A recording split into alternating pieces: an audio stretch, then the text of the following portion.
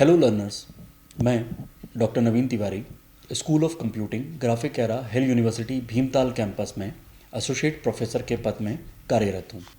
इस व्याख्यान में हम डेटा विश्लेषण और अनुकूलन की व्यवहारिक समझ पर ध्यान देंगे। शिक्षण उद्देश्य वास्तविक जीवन के परिदृश्यों में डेटा विश्लेषण की मूलभूत अवधारणाओं को लागू करना, ताकि शिक्षार्थी एक्सेल जैसे उपकरणों से डेटा एकत्र, साफ, विश्लेषित और दृश्यात्मक कर सकें।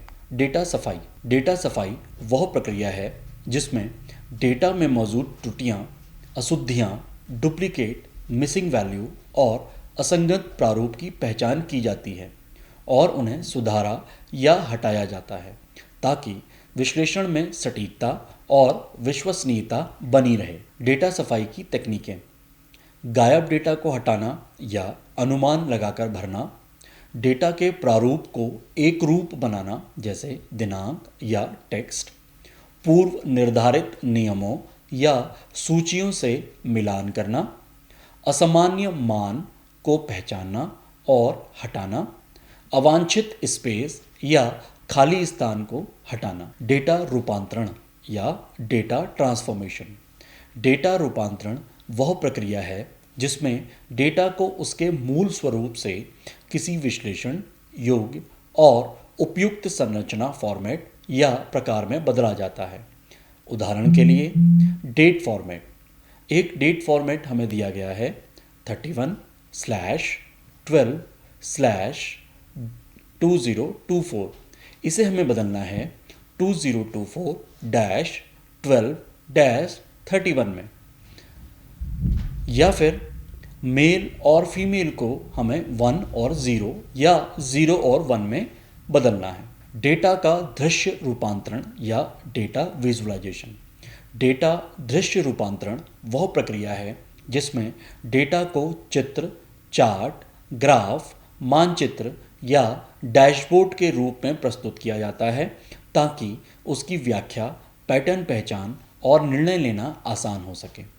इसका मुख्य उद्देश्य है जटिल डेटा को सरल और बोधगम्य बनाना, ट्रेंड, विसंगति और सहसंबंध को उजागर करना, तकनीकी जानकारी को दृश्यमान, संप्रेषणीय रूप देना, रणनीति निर्माण और त्वरित निर्णयों को सुगम बनाना। दृश्य रूप कितने तरह के हो सकते हैं? डेटा का दृश्य रूपांतरण हम इन चार्ट्स के फॉर्म में कर सकते हैं, जैसे बार चार्ट अगर आपको तुलना दिखानी है, पाई चार्ट अगर प्रतिशत या अनुपात को दिखाना है, रेखा ग्राफ समय के साथ बदलाव, स्कैटर प्लॉट अगर सहसंबंध दिखाना है, हीट मैप तीव्रता या वितरण की जानकारी अगर देनी है, डैशबोर्ड बहुस्रोत डेटा का एक साथ सारांश। डेटा विश्लेषण एवं अनुकूलन में प्रमुख चुनौतियां: निम्न गुणवत्ता वाला डेटा। सही विश्लेषण के लिए डेटा की विश्वसनीयता और पूर्णता आवश्यक है। बहुत अधिक डेटा की जटिलता। बिग डेटा का विश्लेषण करते समय उपयोगी जानकारी छांटना मुश्किल होता है। उचित मॉडल चुनना। गलत मॉडलिंग से गलत निर्णय हो सकते हैं। सीमाओं की पहचान। अनदेखी कंस्ट्रेंट से समाधान अव्यवहारिक हो सकता है। व्याख्या और सटीकता के बीच संतुलन। जटिल मॉडल सटीक होते हैं पर उन्हें समझना थोड़ा कठिन होता है। गणनात्मक समय व संसाधन। बड़े मॉडल अधिक प्रोसेसिंग समय लेते हैं। बहुउद्देश्यों के बीच टकराव। लागत और गुणवत्ता एक साथ पाना कठिन होता है। गोपनीयता और नैतिकता, जैसे जीडीपीआर, डेटा गवर्नेंस जैसे मानकों का पालन करना जरूरी है। डेटा विश्लेषण और अनुकूलन के व्यवहारिक क्रियान्वयन को अब हम लोग देखेंगे। सबसे पहले हम एमएस एक्सेल के सॉल्वर टूल को देखते हैं।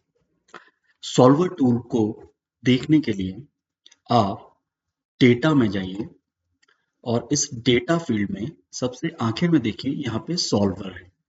अगर ये सॉल्वर आपके एक्सेल में उपलब्ध नहीं है तो इसके लिए हम फाइल मेन्यू में जाते हैं, इसमें ऑप्शन में क्लिक करते हैं और यहाँ पे हमारे पास बहुत सारे ऑप्शंस हैं, जनरल, फॉर्मूला, डेटा, प्रूफिंग। हमें इनमें से किसी भी क्लिक को नहीं करना है, इसमें से सिर्फ हमें एडिंग्स को चूज करना है। एडिंग्स पे क्लिक करते हैं। यहाँ देखिए, यहाँ पे लिखा हुआ है मैनेज एक्सेल एडिंग्स। इसमें और भी बहुत सारे ऑप्शंस हैं। हम एक्सेल एडिन को चूज करेंगे और गो बटन पे क्लिक करेंगे। गो बटन पे क्लिक करने के बाद हमारे पास कुछ एडिन्स यहाँ पे अवेलेबल हैं, जैसे कि analysis tool pack VBA, euro currency tools और सॉल्वर एडिन। तो सॉल्वर एडिन पे आप क्लिक कीजिए और ओके कर दीजिए। आप जैसे ही इसे ओके करेंगे, आपके पास यहाँ पे सॉल्वर का ऑप्शन अवेलेबल होगा। हम जान लेते हैं कि सॉल्वर होता क्या है। एक्सेस सॉल्वर एक माइक्रोसॉफ्ट एक्सेस एडिन टूल है, जिसका उपयोग आप क्या अगर विश्लेषण करने और किसी सूत्र में इष्टतम मान यानी कि अधिकतम या न्यूनतम खोजने के लिए कर सकते हैं। यह एक शक्तिशाली उपकरण है, जिसका उपयोग विभिन्न क्षेत्रों में किया जा सकता है, जैसे व्यवसाय, वित्त और संचालन अनुसंधान, जहां आप विभिन्न बाधाओं के अधीन कुछ लक्ष्य को प्राप्त करने के लिए सर्वोत्तम मान खोजना चाहते हैं। एक उदाहरण से इसे समझते हैं। हमारे पास यहाँ पे एक एक्सेल का शीट है, जिसमें हमने कुछ डेटा रखा हुआ है। पहले इस डेटा को समझते हैं। जैसे यहाँ पे हमारे पास प्रोडक्ट्स हैं, 3 तरह के प्रोडक्ट हैं, ए, बी और सी। हमें कितनी यूनिट ए की प्रोड्यूस करनी है, कितनी बी की प्रोड्यूस करनी है और कितनी सी की प्रोड्यूस करनी है, ताकि हमारा प्रॉफिट मैक्सिमम यहाँ पे आए, ये माइक्रोसॉफ्ट एक्सेल सॉल्वर की हेल्प से निकालना है। इसके लिए हमें ये पता है कि जो प्रोडक्ट ए है, इसकी एक यूनिट की प्रॉफिट है 50 रुपया, प्रोडक्ट बी के एक यूनिट की प्रॉफिट है 40 रुपया और प्रोडक्ट सी के एक यूनिट की प्रॉफिट है 30 रुपया। अब हम कितने यूनिट प्रोड्यूस करें कि इनका टोटल प्रॉफिट मैक्सिमम आ जाए, ये हमें माइक्रोसॉफ्ट सॉल्वर की हेल्प से निकालना है। तो देखते हैं दोस्तों, इसे कैसे हम निकालेंगे। सबसे पहले इस सॉल्वर को हम क्लिक करते हैं, तो एक विंडो हमारे पास ओपन है, जिसमें हमें सॉल्वर के पैरामीटर डालने हैं। सबसे पहले हमें ऑब्जेक्टिव सेट करना है, तो सेट ऑब्जेक्टिव में यहां पे क्लिक करेंगे और उसके बाद हम टोटल प्रॉफिट पे, इस टोटल यूनिट पे यहां पे क्लिक करेंगे, क्योंकि हमें जो भी प्रॉफिट देखना है टोटल, वो टोटल प्रॉफिट यहां पे देखना है, इसलिए हमारा यही ऑब्जेक्टिव है। इस टोटल प्रॉफिट को हमें क्या करना है, मैक्सिमाइज करना है। इसलिए यहाँ पे 2 वाले ऑप्शन पे हम मैक्स पे क्लिक करेंगे। हमारे पास 3 ऑप्शन है, मैक्स है, मिन है, वैल्यू ऑफ है, लेकिन हमें प्रॉफिट मैक्सिमम चाहिए, इसलिए हम मैक्स पे क्लिक करेंगे। अब मैक्स प्रॉफिट कैसे आना चाहिए, हमें इन unit to produce A B C की यूनिट्स को चेंज करना है।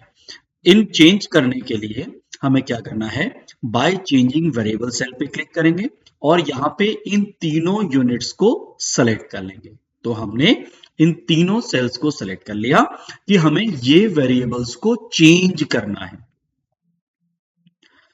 आपको समझ में आया होगा।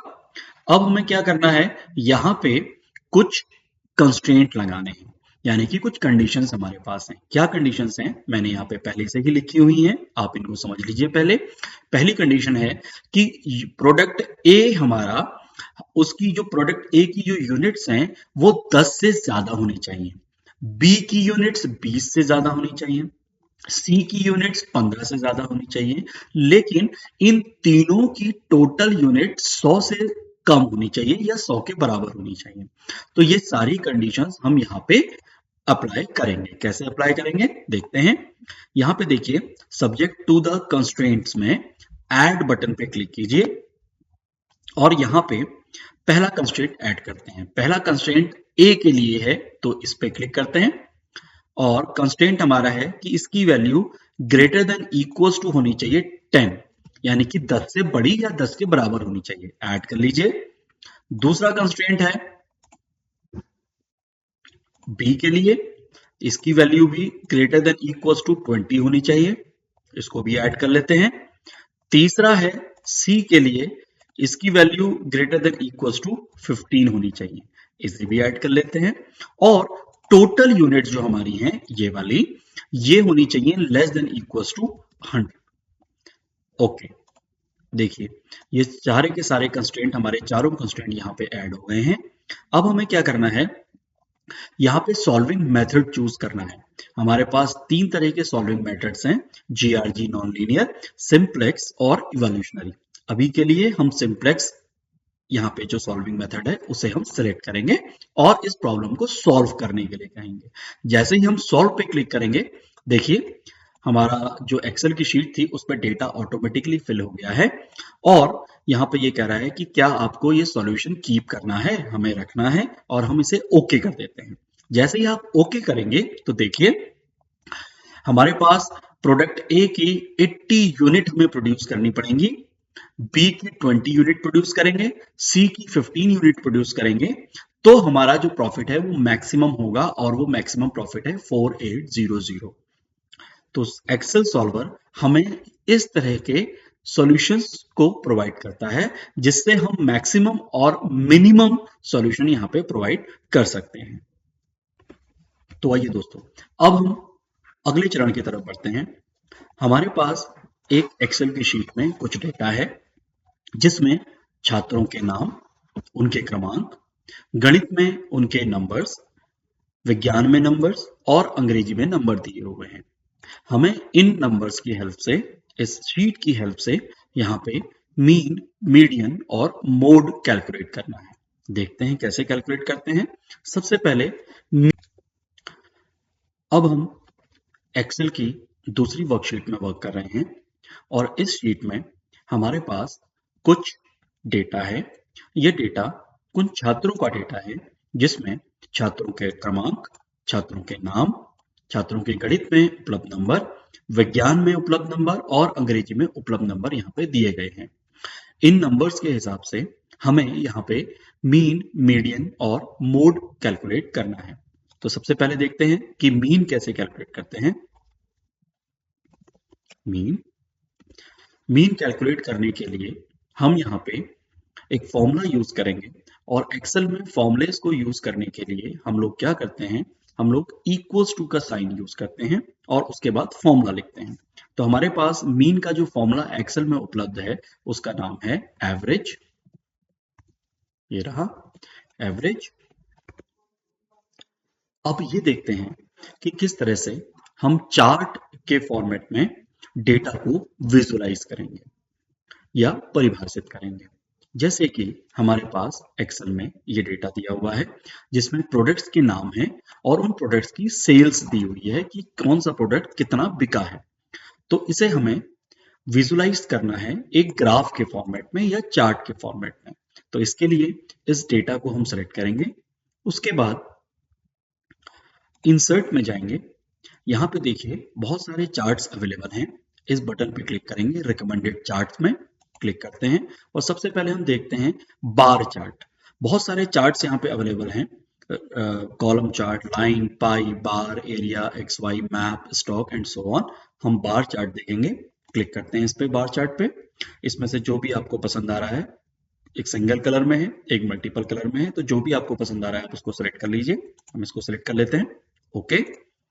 तो ये हमारा चार्ट यहाँ पे अवेलेबल है।